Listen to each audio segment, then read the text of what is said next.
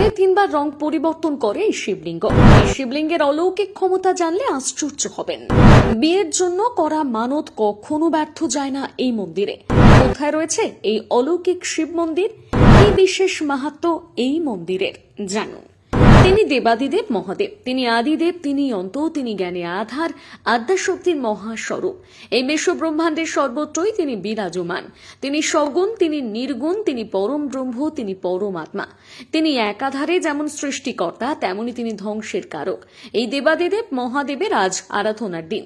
শিব ভক্তদের কাছে মহাশিবরাত্রির গুরুত্ব সবসময় আলাদা।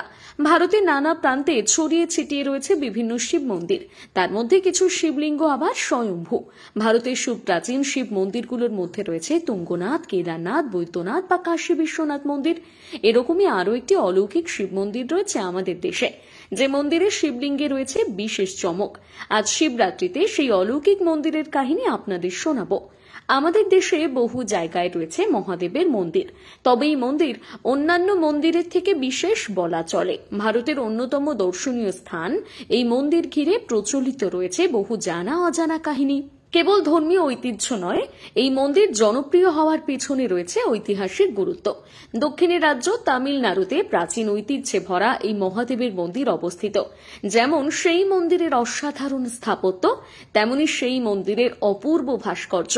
তামিলনাড়ুর তাঞ্জাভুর থেকে মাত্র 7 কিলোমিটার দূরে নল্লুর গ্রামে অবস্থিত কল্যাণ সুন্দরেশ্বর মন্দির।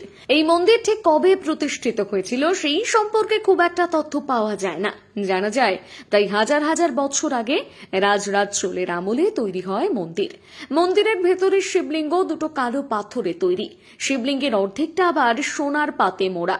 জনসাধারণের কাছে ব্ল্যাক প্যাগোডা নামেও পরিচিত কল্যাণ সুন্দরেশ্বর মন্দির।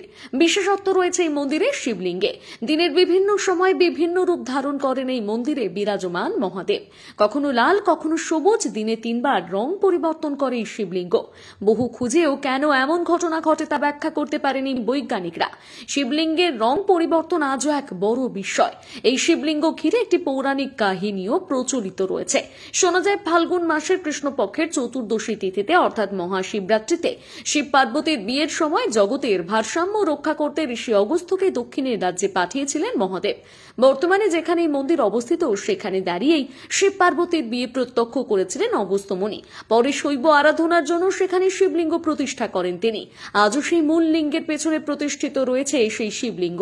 নিয়ম মেনে পূজিত হন তিনি। কোন কোন সময় কিভাবে পূজিত হন মহাদেব?